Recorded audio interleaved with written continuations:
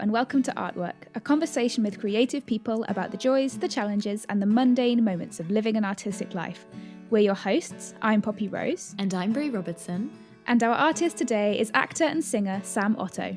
Growing up surrounded by music and opportunities to perform on stage, Sam later decided to pursue acting because of the possibilities that the craft offers to research, learn new skills, be active, and grow creatively. Sam studied at Drama School London, but left his course early to perform in Richard Wilson's Fracked at Chichester Festival Theatre. He then secured the lead role in Peter Kosminsky's explosive drama, The State, which went on to receive a BAFTA nomination in the miniseries category. Following the pre-release of The State, Sam was recognised as one of Screen Daily's Stars of Tomorrow. And as it was airing, he was cast in the TNT and Netflix hit series Snowpiercer as the recurring character John Osweiller. In this episode, we talk about finding your voice when working on a big studio TV production as a relative newcomer, maintaining a creative practice outside of the job, how Sam is navigating how to make the most of his colour and race when auditioning for roles without being defined by it, and so much more. We loved meeting Sam and felt really honoured at how candidly he shared with us about his acting journey. Let's dive in.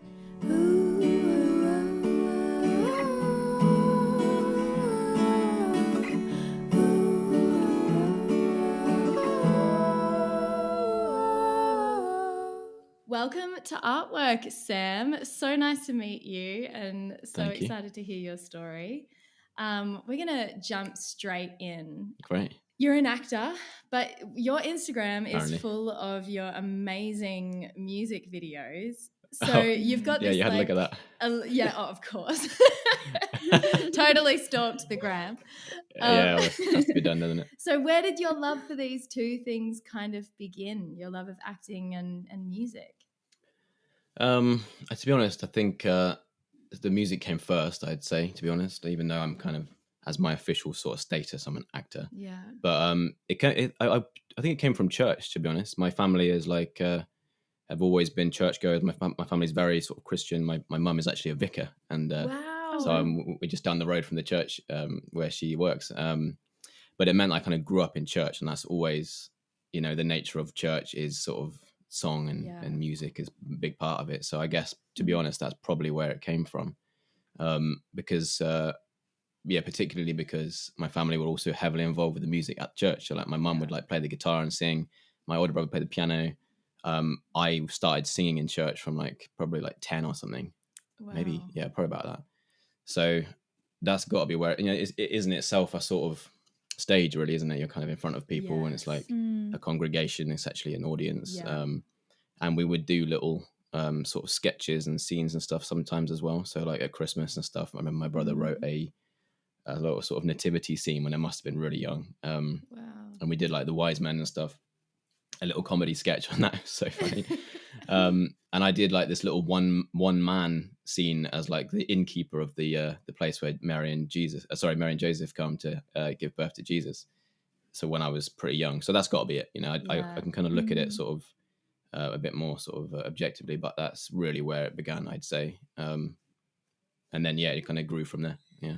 Why did you decide to study acting and not music? And is that a difficult thing for you to kind of balance your love of both of the art forms?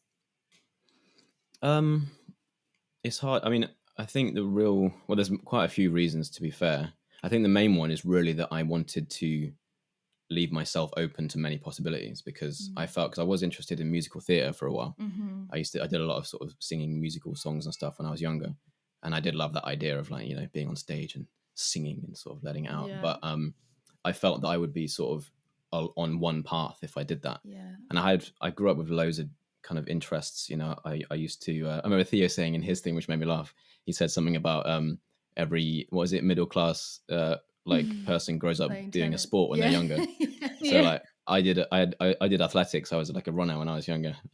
So I took that to kind of a fairly high degree as well. So like that was something of myself which I didn't want to just like lose. I still wanted to have that sort of element of physicality, element of athleticism or whatever. If I could find a way of using that in my life in the future, I wanted it. And I felt that in acting, there's still that possibility. We're talking about like being able to move and dance or whatever is still part of that, whereas music isn't necessarily doesn't necessarily involve that, and various other things. I loved like reading and writing and researching and all that sort of thing. So acting felt like to me it was an open book. There was like many things you could end up doing, and music was a part of that, whereas music by itself didn't necessarily include those other things. But there's also the aspect that my older brother is a musician, so I kind of wanted to like diversify a bit. He's a really good pianist and a brilliant like singer and performer, and he's a composer now. So it's like, I think growing up I didn't, that classic thing when you're a younger sibling, that sense of not wanting to sort of copy your older sibling, to be inspired by them, but to do something different.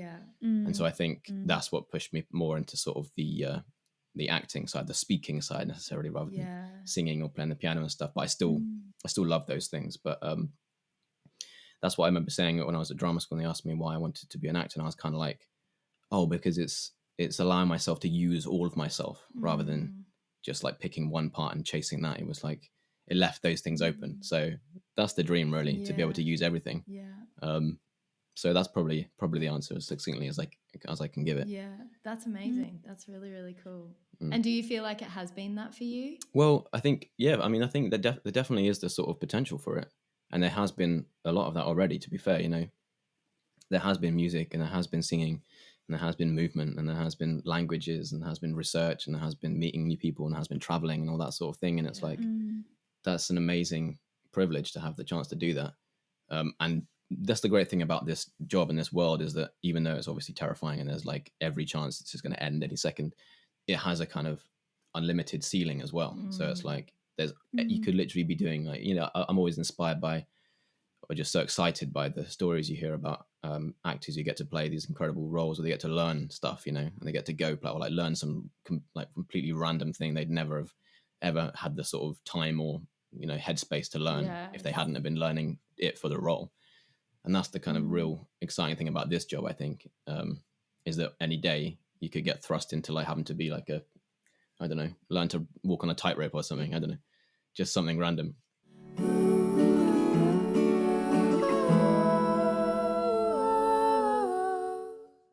So when you were studying acting, you left the course early to do a stage performance, right? Yeah.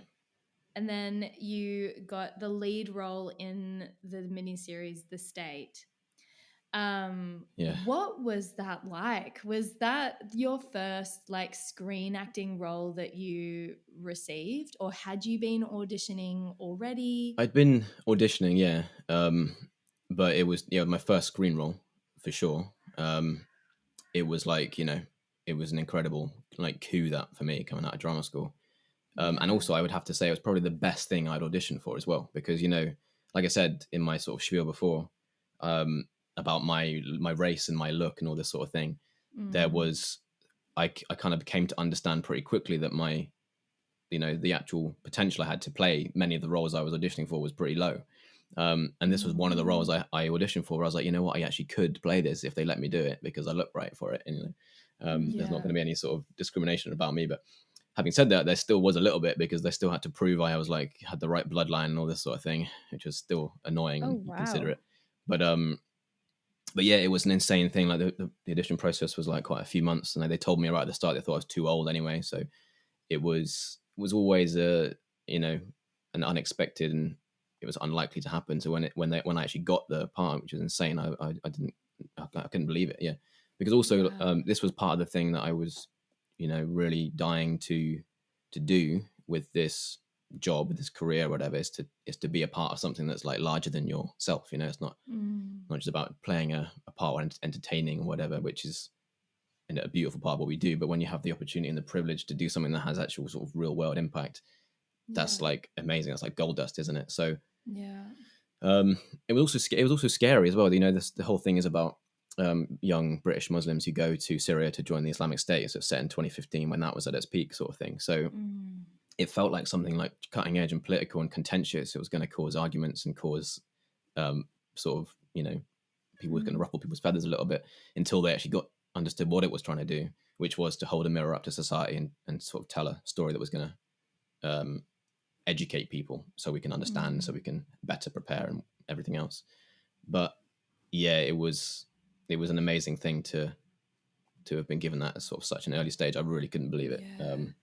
That is And really and the that director must have been so crazy. Yeah, it was insane. Like, Peter Kosminsky, the director as well, he has this incredible history of work, which is like, has always been very political and has always been sort of really amazingly put together and amazingly researched and performed amazingly. So again, to be a part of that sort of family and history, I was like, felt so blessed.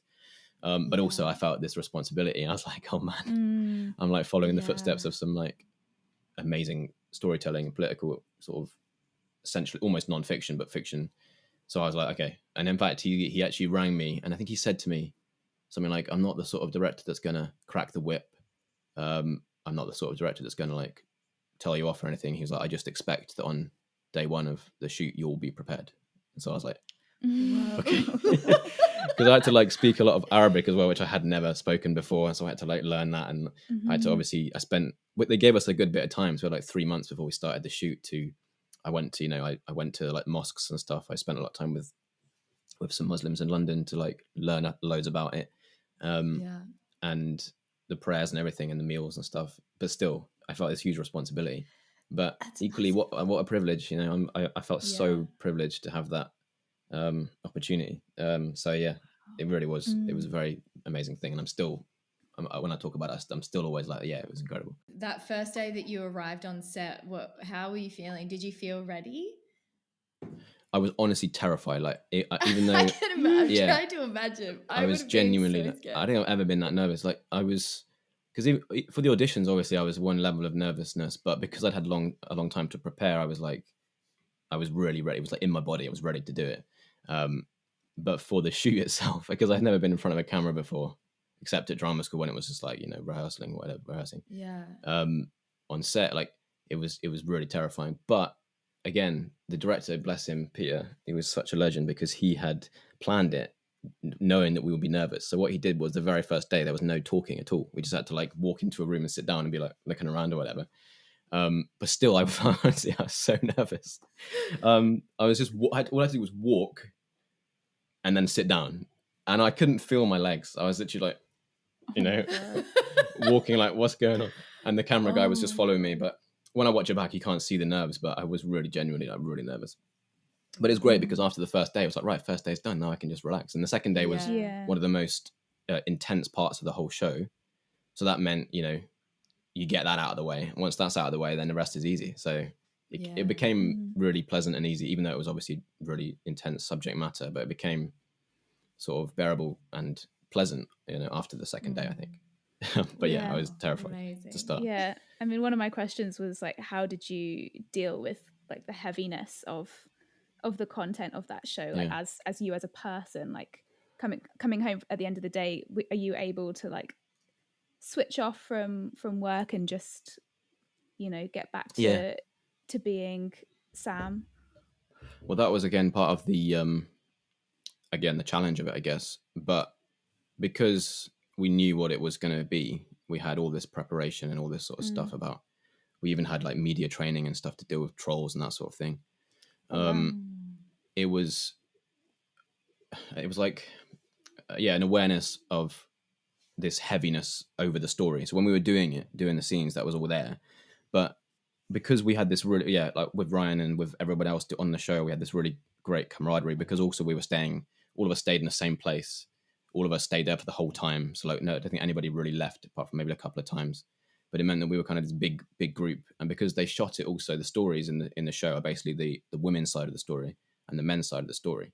So it meant that like all the guys were either on set or they were all back at the hotel, and the same with the girls, which is a shame because it would have been great to spend more time with the girls. But what it did mean was that we had this kind of group of lads that was just sort of, either we were like working and we were like seriously trying to tell this really intense story, or we were just having a great time off set. And that was really important because it meant that we were able to just let it all go. As soon as we got off set, it was like, right, let's just have a great time, go to the beach or whatever. And we used to get a pina colada and a waffle with ice cream by the sea. We shot it in South Spain in Almeria. So it was really cool down there to just go and like go swimming and just hang out and we played football and basketball and that sort of thing. And that meant we were keeping things light, so we didn't get too bogged down in those things. Yeah, and also obviously it's that classic thing, isn't it? When you're doing a show and you're using cameras and everything, you're on set and it doesn't, because it's so set. Obviously you see the camera, you see the actors, you see the sort of whatever, the set dressing and stuff. You have that distance, so it feels like you don't feel like you're in the thing. You feel like you're sort of shining a light on it. But when we actually watched it, that's when it was probably more impacting when we watched it, because then you realize the story you're telling and the thing of it, and with the music and with everything, it was like, wow. I think a lot of us cried when we watched it, but actually doing it, it didn't feel that way. We managed to keep that distance. Yeah.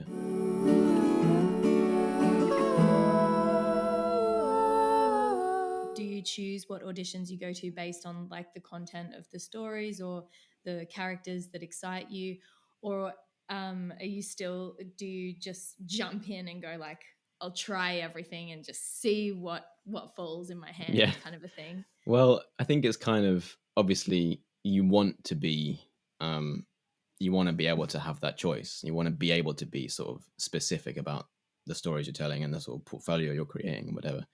But again, that's a privileged position to be in, isn't it? You can't, when you're still working to get up there, you can't really be too picky, otherwise you end up doing nothing. Yeah. And then you're like, oh, great. 20 years later, oh man, what did I do? Because that's that thing again. It's still a career, isn't it? It's still a job, and you still have to sort of be savvy about where you're putting your time and where you're, if you're maybe doing something that you don't necessarily want to do so much, but it will open up doors in another way, then that's the sort of the challenge, isn't it? And I'm lucky, I have agents who can help me, or who are finding things that they think are good for me to read for or whatever. But I'm still certainly not at the stage now where I'm like, I'm sorry, I'm not going to do that. Like, that's too bad. That's like below me. No, I wouldn't be like that. But having said that, there's a couple of things, and mainly when it comes to race, to be honest, those are the things that I would be more picky about, because I don't want to end up being sort of pigeonholed. That's the challenge as well, especially when you have a kind of a bracket. So there was, I think, a few years ago, just after I did The State, where I had a straight offer for a show on BBC, but I was like, I think it's best if I don't do it, because again, it was still tied into like radical Islam and stuff like that, and I didn't want to be sort of telling that, sort of being that thing again. It's important to tell those stories, but I didn't think it was being handled in the best way. And for me at that time, I was like, I don't want to do that again, So those are the things I would be perhaps a bit more picky about. Do you want to talk a little bit more about that? Because you mentioned that in your email, like that you're like kind of navigating this world. Yeah. There's been, I mean, to be honest, it's like, it's been a kind of journey for myself in that way. When I was younger, honestly, I don't think I was really too aware of my race or my look. I was just a person in the world. I had a few instances of racism when I was younger, but I was more predominantly sort of proud, and that I felt I was a bit different to people. Because I grew up in a very white area, so I was kind of like the token brown kid. But I'm also mixed. So my dad's white, so it's like I fit into white communities and friendships easily, because I that's how I grew up. Essentially, I grew up as an English person. And so I relate to everyone around me who's also English.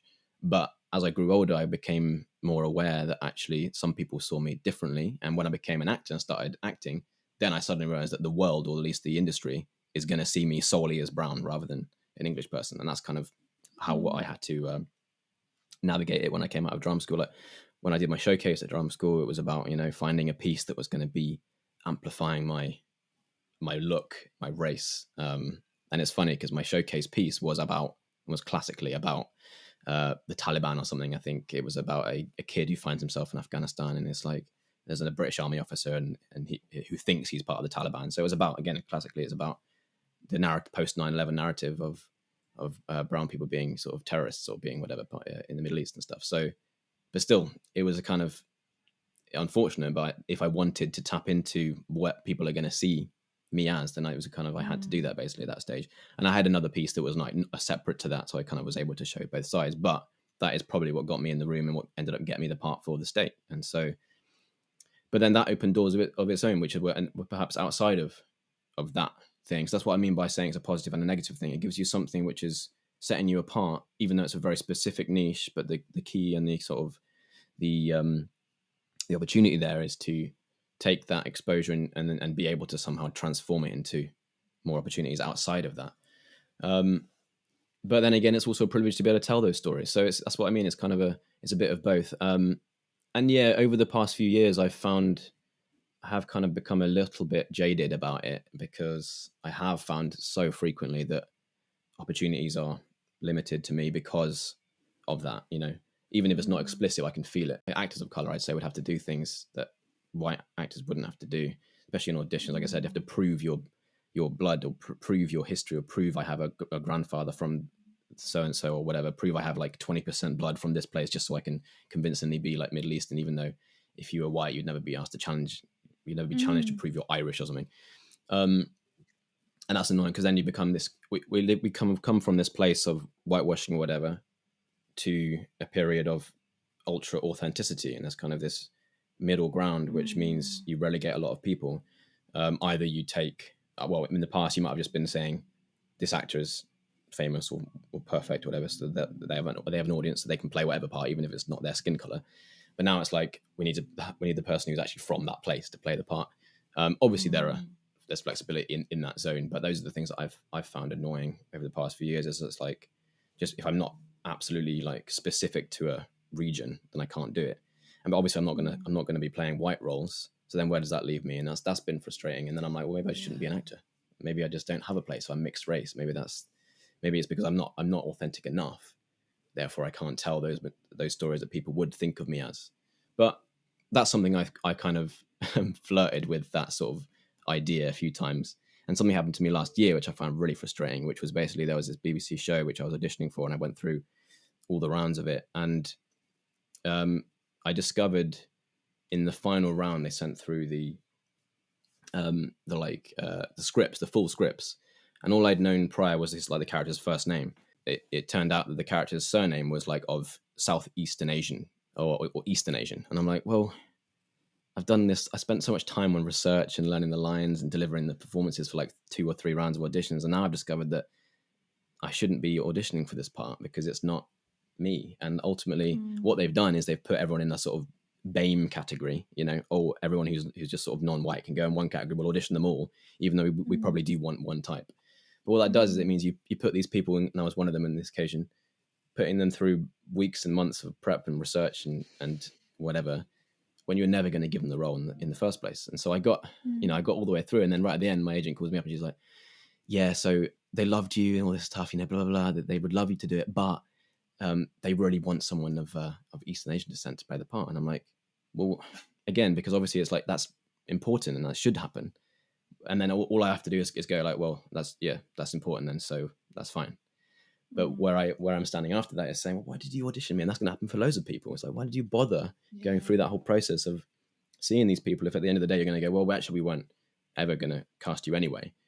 So that left me feeling a little bit annoyed, just that sense of kind of being put in a category with all of us who are just sort of feeling the same way. We're all going to be in one category. We're all looking at each other like, well, we're not the same. But so that's something that I've had to kind of come to terms with as well. It's something that, like, when the Black Lives Matter movement happened last year, that kind of started to open began a lot of these conversations about race, how we see each other, how systemic racism has kind of informed how we are all, geared to think, not just white people, but everybody, myself, other people of color as well, those inbuilt biases which are just there.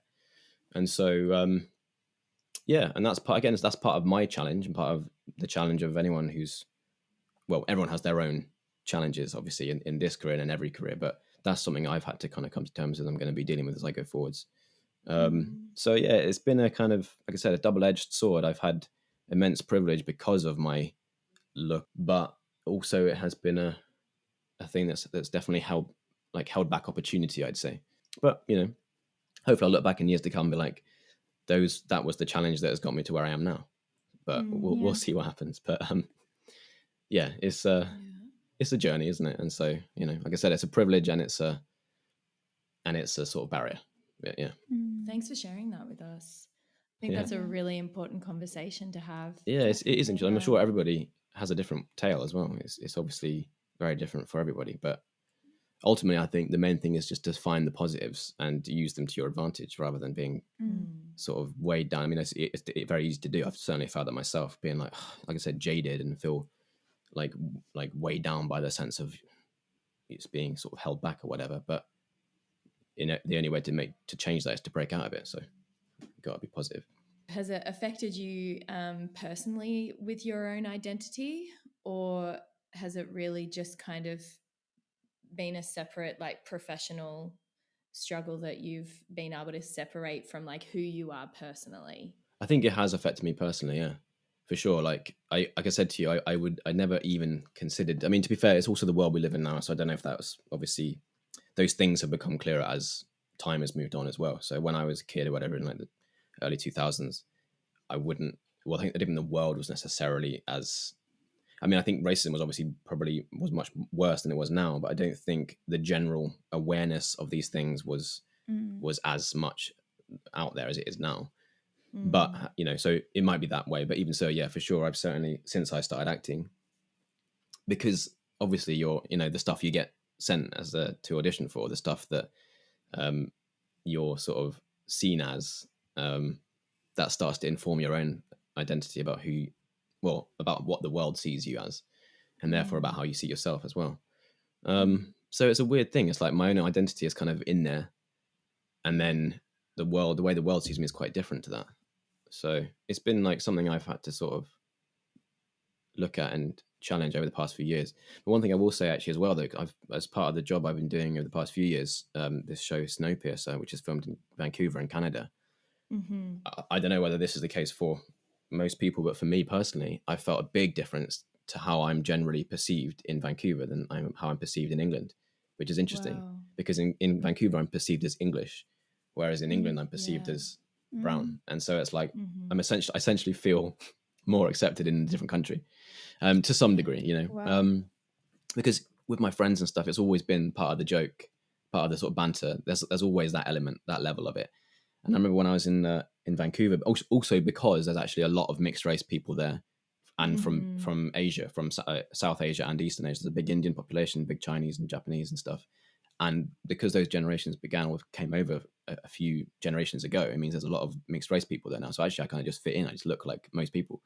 So that's interesting. And I remember speaking to one woman once we were in a car. She was driving me to set or something, and I remember saying some things about this to her, and she was like, "That's funny because I didn't even think about that. I just thought of you as just another person. I didn't clock. I didn't sort of consider that you were like of another race or anything. I didn't even consider that." So I was like, wow. So I don't think that would be the case here at all.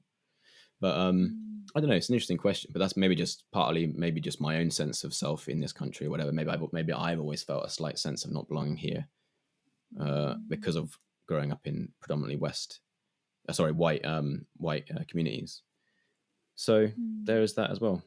I don't know, but I feel English when I'm in Canada, or British at least. I'm like, oh my God, you're British, and I'm like, yeah. Whereas say that, can you say bottle? Yeah, bottle. Oh my God. Yeah. Oh, it's so funny. Yeah. So cute. I love you. Yeah. So that's been like an interesting thing for me, that to kind of acknowledge that sense. But yeah, that's all it is really. It's interesting. But I do think my identity has certainly sort of been challenged by that over the past decade. Yeah. Wow. Yeah. That's a really amazing insight. Thank you so much. Definitely. You've just brought up Snowpiercer. Yes. We should probably talk about it. Conveniently segue. I know, I love it. Very convenient segue. Thank you very much. What was the process of auditioning for Snowpiercer? How did this all come about? It's so funny because the audition process for that was like minute in comparison to The State. And even though it's a way bigger show in terms of money, in terms of exposure and everything, it took I think it was crazy. I think I did one tape, and then the next day I did another tape, and then I think the next day they were shortlisting me for the part, and then I got the part less than a week later, and I was in Canada shooting the pilot 2 weeks later. So it was crazy. My God. I think it was less than a month from doing the first tape to actually being there. Maybe it was a bit longer than that, but still it was it was crazy, especially since I'd come from doing the state, which was like 5 months of auditioning, 3 months of preparation, and doing this like intense job. I was like, wait, what? I've got to like learn my lines in like a week. Oh my God. But but it was mad. It was like, you know, I was flying. I'd never been to. I think I've ever been to North America before. No, I hadn't. I don't think I'd been to North America at all, either America or Canada. And I was flying to Vancouver to shoot this pilot for 6 weeks. It was like such a thrill. It was amazing. Wow. You know, I felt like it was like, this is mad. What's my life? What's happening? And I got to stay in a hotel in the city and like get taken to set each day. And it was like, oh, it's mad. But it was great. But the whole process of that was insane as well, because I don't know if you know much about it, but after the pilot, the whole show like completely changed. We finished the pilot in October 2017, and then in January 2018 they greenlit the show for a whole season. But they the network fired the director, they fired the showrunner and the designer. Oh my God. And they fired various actors as well. And they basically redesigned the whole thing. So like they scrapped sets, they rewrote everything, they changed characters, they got new characters in, and then we didn't start shooting it until September of 2018. So it was basically an entire year after we shot the pilot. Wow. And then everything had changed. So I was playing a completely different character, and so the whole process was very, very weird. It was like this kind of immediate rush from 0 to 100 miles an hour in like the space of 1 second. And then it was like a year of waiting, not knowing what's going to happen. Oh my God. And then everything had changed. So it was a roller coaster for sure. And then it only came out in 2020. I got the part in 2017, and it came out 3 years later. That's so wild to me, because like the only acting that I have done has been in theatre, and so like you're there when it happens and the people are there.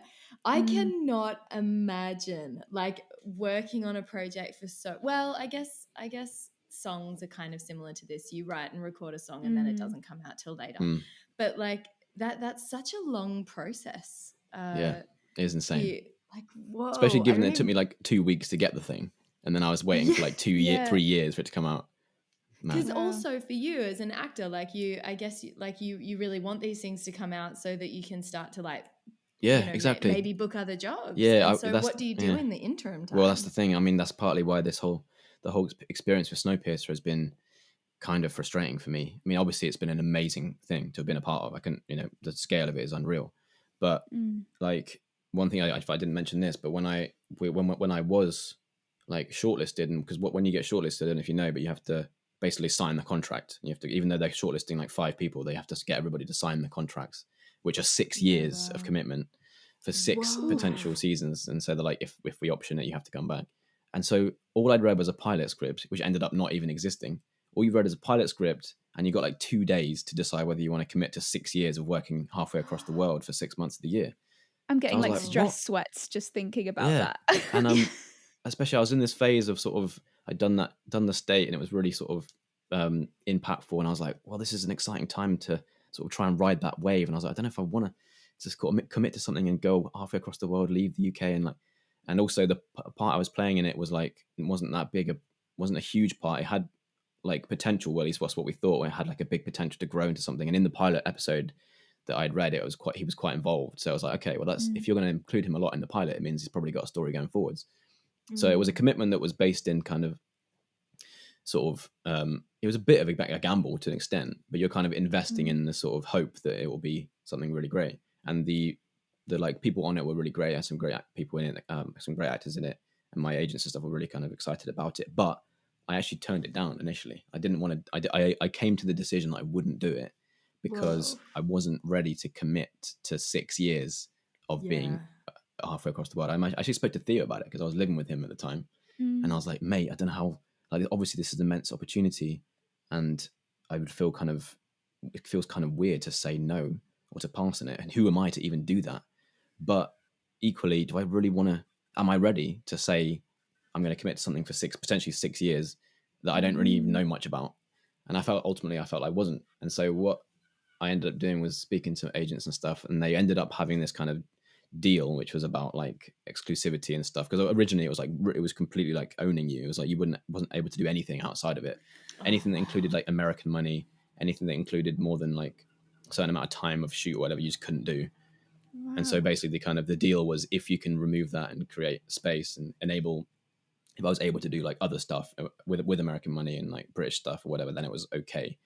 And they managed to like cut that deal. So eventually I was like, okay, well I should do it then, because I'm still free to do other things, right? Yeah. And ultimately that was, once that decision was made and then I ended up getting the thing, that set me on a path that was gonna take me through to now, basically, which is kind of mad when I think about it. But yeah, it meant that I had lots of frustrating experiences over the following few years, particularly that first year.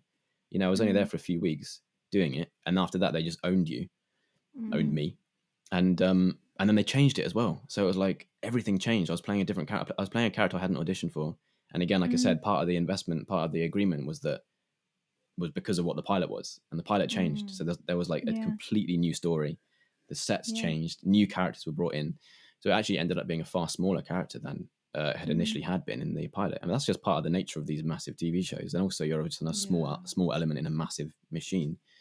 And it was still an amazing thing to be a part of. When finally we got back to doing season 1, I was so thrilled to get back and do it. But it meant that whole year basically was kind of frustrating. I didn't really do much. I think I did like a couple of small things, but I was finding it like I couldn't really be seen for many things. And like a couple of really cool things I was hoping to like be at least sort of considered for were like, oh, but you might be going back to shoot the show, so you can't even be considered.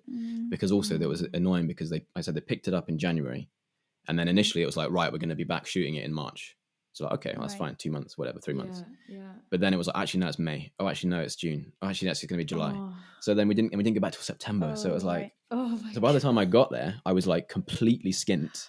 I think I was in debt as well. And I was like, I need to get my first paycheck so I can actually live. It was so weird. I was like in this kind of glamorous lifestyle, shooting this full season of this exciting show, but I was like the poorest I'd ever been.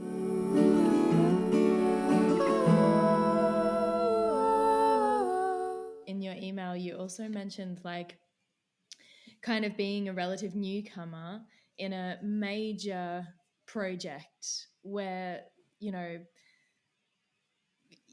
where maybe your voice is not necessarily very important in that creative process, and how you kind of navigate like having a voice and having your finding your place in such a massive project, where I'm sure you're kind of like fighting for that voice a lot. Yeah, that's partly what I kind of touched on before, was that, you know, once you're involved with something like that, they do have the right and the freedom to just dramatically change everything. And that's what happened, you know. Like I said, it was exciting because initially it was like, right, this is an amazing big show and I've got quite a decent role in it. But then obviously, like I said, they have the power to go, now we're going to change everything. So actually, now we're going to change your part. We're going to make you very different, maybe less sort of sympathetic and more to the fringes of the story. And we're going to bring in loads of new actors as well, who are, for the most part, much more kind of established in their careers, and so therefore have sort of contract demands that are going to be much greater than maybe what I was even able to kind of ask for. So inevitably what kind of happened then is that you just sort of, I felt kind of just sort of removed a little bit, as I think many people did, to be honest, because the cast got much bigger after the initial thing. So again, part of the promise of signing up for a show when you're a regular in a new show is that you understand your position. It's like there's a few regulars and you're one of them, and therefore it's like, okay, I'm going to have a decent role because there's only a few of us. But then they brought in like a lot of people, and because our initial contracts were already established, it meant that there was no flexibility. You couldn't ask for changes because they were already there and you'd signed on the dotted line. So I did feel that when people came in, it was like once the network and the producer and whatever are signing new contracts, it means those people are signing contracts based on the contracts that have already been signed. So they can be like, I need this, I need this amount of exposure. And then the people writing the showrun and the writers are going to have to make sure those actors and characters get enough to satisfy their contracts at the expense of the people that have already been involved for a while. So that's what I kind of felt. Again, I felt pretty disposable. And I think other people felt that way as well. And throughout the process, the past 4 years, whatever, there has been a level of like having to understand that I do actually have a voice, and I'm able to sort of say, to reach out at times and be like, yo, what's going on? I've come from all the way from the UK. I'm not just sort of twiddling my thumbs. I really want to be doing the job. I'm not just sort of like living my life out here. I'm literally here to do the job. I haven't got a life here. And therefore, can you give me anything? What's going on? Rather than just sort of sitting quietly and being like, I'm just going to do what I'm told, which is perhaps how I felt at the beginning. So actually, and actually for the most part, the people on this show have been like pretty like receptive, I'd say, for the most part in listening. And the showrunner, Graham, he actually saw my singing stuff on Instagram, which is why he ended up wanting to put it in the show. Yeah, I wanted to ask you about that. Which was kind of interesting, and I didn't know how I felt about it to start with, but whatever, it was a chance to just sort of share that in this. But it's been a kind of journey that to sort of work out what I'm allowed to, or even how willing I am to sort of step out a bit. And I do think, once you're sort of in something like that, you have a voice no matter what, and that's kind of what I would say if people ask me. You always have a voice, and ultimately, with big network things like that or whatever, producers and stuff, they're just going to be trying to find the easiest way to navigate a lot of personalities. And therefore, if you're quiet, they'll just be like, right, that person's quiet, we can just leave them. So ultimately, you had I just realized I kind of had to be a little bit more bullish and be a little bit more like not going to take any sort of bullshit, Yeah, because I think a lot of people, in all walks of life and in all spheres, have the fear, if I do stand up and I do kind of like put my thoughts out there, I'm gonna be removed. Like I don't want to cause a distraction, otherwise I'm gonna get kicked off or something. And I think especially in a career that's so like fragile as like acting or in the creative arts, it's like there's just like no room to lose a job. I've got to do whatever needs to be done to stay and hold on and like keep going. So I think that's a really important point, that it is still important to speak up. Yeah, that's the thing, isn't it? It's about just saying how you feel and ultimately acting on it rather than feeling too sort of. It's very easy to do that, obviously, with these. They have so much power. You feel kind of powerless unless you bring in a huge amount of status. And the bigger actors are bringing so much status and fans themselves, they can kind of do what they want. But when you're still kind of trying to establish that, you kind of have to be a little bit more savvy about it, not try and piss anyone off, but also try and say how you feel and sort of know when to be quiet, but also know when to stand up. And it takes a little bit of sort of experience, I think, to find that balance. Have you been able to have like a bit of power and control in the creation of your character and the way that you perform, or is that also quite like dictated to you in this kind of big project? I actually think we've had a lot of kind of freedom with that, which has been great. Again, led from the top. So like David Diggs, who's like the sort of main character in this show, he's very much like, if I don't like, or if I don't think their words work, I'll just change it. And so that's like, and I think also the showrunner, the producer and director changed after season 1, but one of the first things he said to us was like, these are your characters, do with them what you want, and then we can like bring us to life. And the same with the new producer and director, Christoph, is an absolute legend, such a great guy, and so he really sort of facilitates creativity and sort of creation. So there's some great people on that show for sure, and it's like enabled us to make the most, I'd say, of what is there. So and I've had also, well, to be fair, the character I'm playing is changed quite a lot throughout the show, and so I have had a bit of a kind of sense of like confusion sometimes about how I'm supposed to play it, because like I don't know if you've seen the show, but in the first season, he's like basically kind of like a hothead, a bit of an idiot, and a bit of like a kind of like he's meant to be a bit stupid and a bit sort of like clearly a bit of a bonehead, and sort of like abuses people and just sort of like beats people up and is just like, yeah, whatever, don't care. And then obviously moving forwards, they expose a bit of heart, but then suddenly he turns up at the end of season 2 and starts playing the piano. And I was like, how is that going to make any sense? But ultimately, it doesn't really matter. It's just about people who are watching it and engaging in it. If they can buy it and believe it, that's all that matters.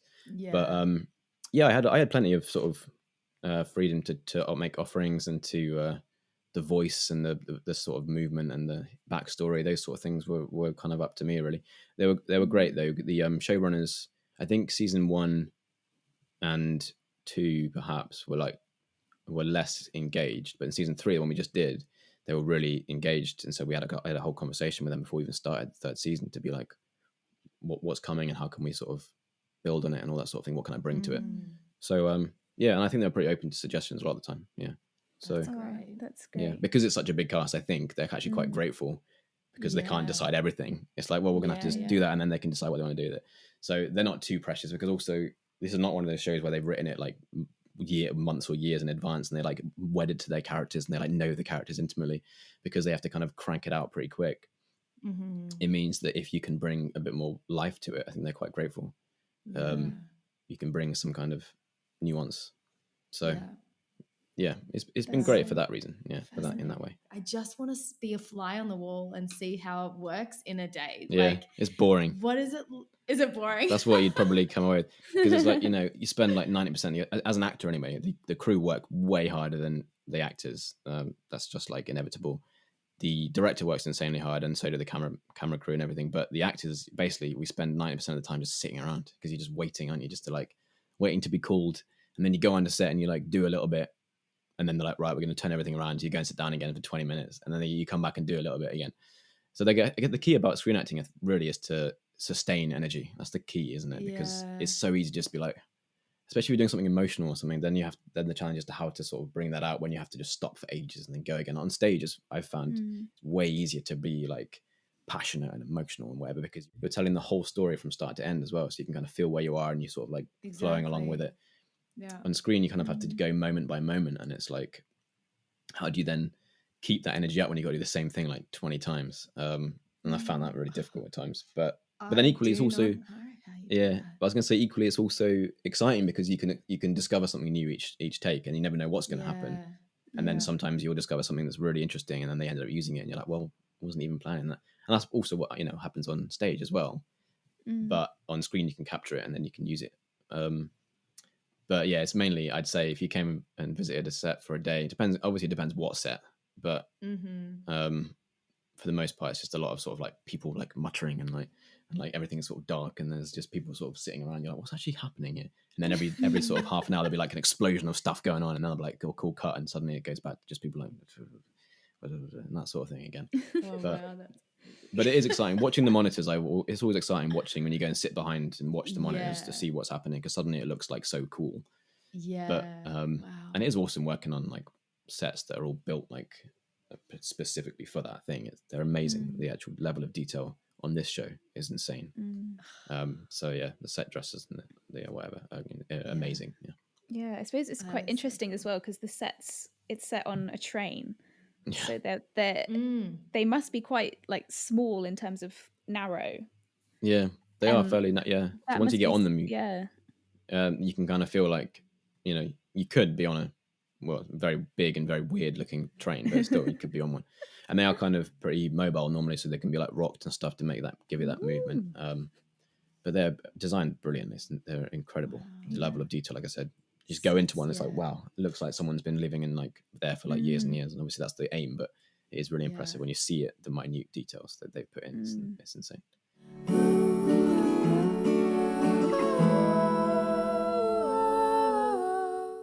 So yeah, I'd love to ask you about like finding your own creativity outside of a creative job, because obviously you have your music, and I just like that is so important, because I've learned this year myself that it's really important to have hobbies, but it's more difficult to have hobbies when your job and your work is something creative, and that is often something that other people would choose to have as a hobby. Like I've definitely found with music that the lines have become really, really blurred.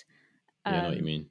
With like work and fun. And I just wondered, like, what's your view on fostering your creativity and still creating music for yourself, and maybe creating theatre and other pieces of acting for yourself outside of your work? Yeah, that's one thing. Like my very first job, which was the theatre job in Chichester, I met loads of cool actors there. One of them was Ollie Chris, and he's this sort of like a wicked British actor. One of the things he said to me, because I was my very first job, he was like, whatever you do, make sure you have a second passion. He was like, have another passion. Don't have all of your happiness coming from this, because it won't fulfill you. You need to have something else that's fulfilling you so that you can give this everything without feeling the need for anything back. And I thought that was really wise, because I was like, yeah, of course. Like, if I'm happy in my life and I'm being fulfilled in everything else I'm doing, then it means I don't need this to be like everything to me. And I think if it was, well, I felt sometimes that it maybe is, and that's when I get like depressed or whatever down, because it's like drains you, doesn't it? So yeah, that's the sort of, that is the challenge, I guess, as well. I mean, like I said to you before, I'm quite in that respect, I'm quite good because I have a lot of interests. So like when I'm in Canada, for example, I do a lot of like hiking and cycling and skiing and stuff like that, because I love the outdoors and I love like getting out and about. So that's been a way of the best place you could be for that. Yeah, exactly.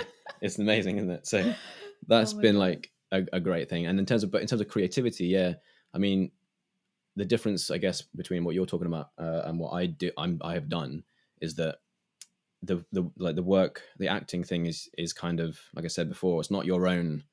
It's not your own creation. I mean, obviously, yes, you can create the character and stuff, but you're still interpreting what someone else has given you. So in that sense, it's like, it is a creative thing, but it's not like my own, you know? But I mean, I do love that aspect of it. I love being able to work on it and build something and grow something.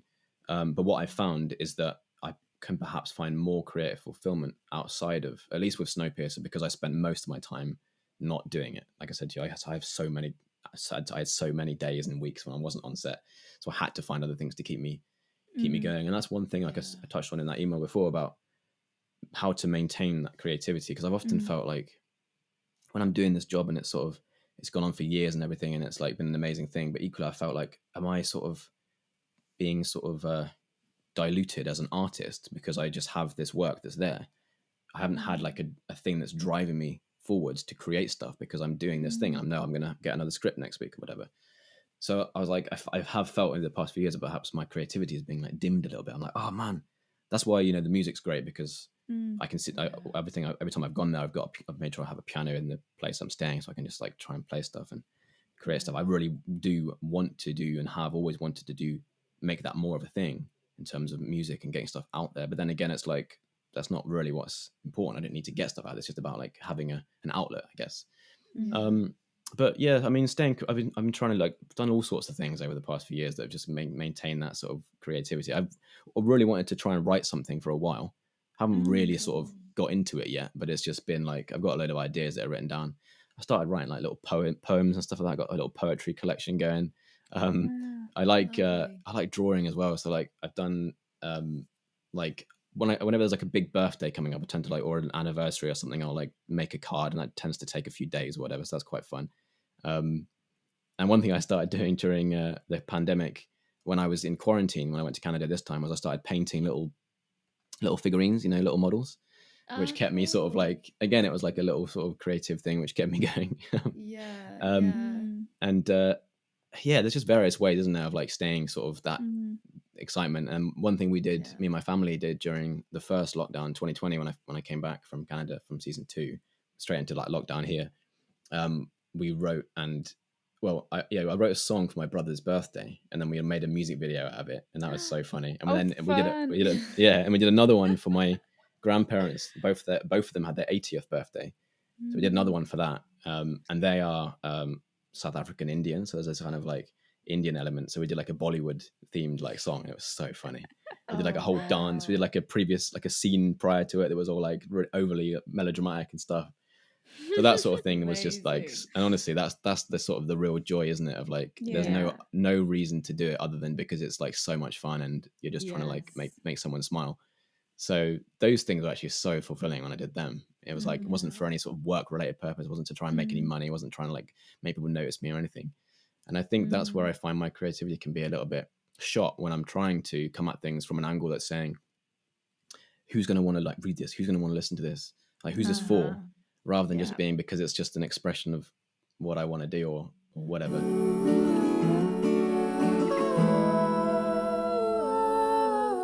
Do you have any words of wisdom for maybe young actors who are, I'm definitely going to encourage my screen acting students to listen to your conversation, but like for young actors or creative people in general who, have listened to this, is there any wisdom that you've learned along the way that you think would benefit them? I might be like, just chase the dream, don't stop. No, I'm not going to say that.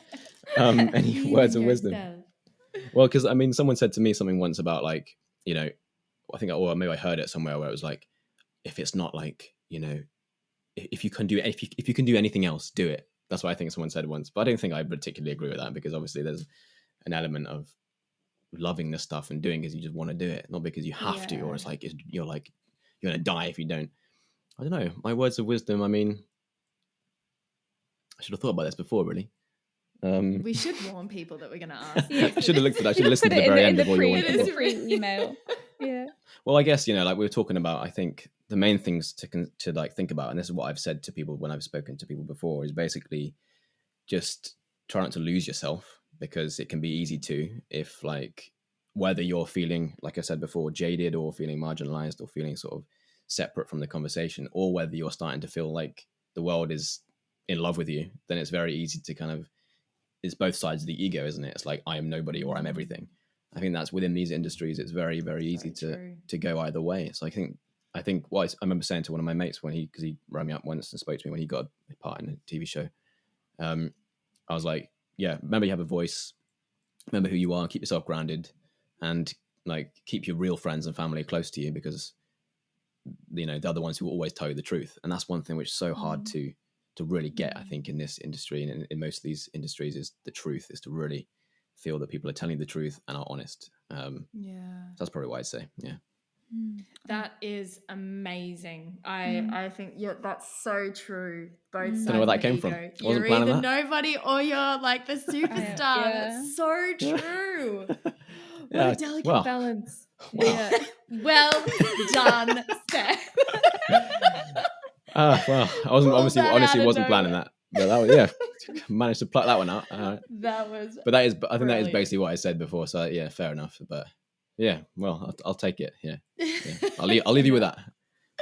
Thank you so much for sharing your story with us today. Yeah, thanks so much for chatting. It's been really nice. You. It's been amazing. Thanks so much. All the best. Thanks, you too. I'll be keeping in touch with your podcast in the future, so I'll hear the rest of the conversations, I'm sure.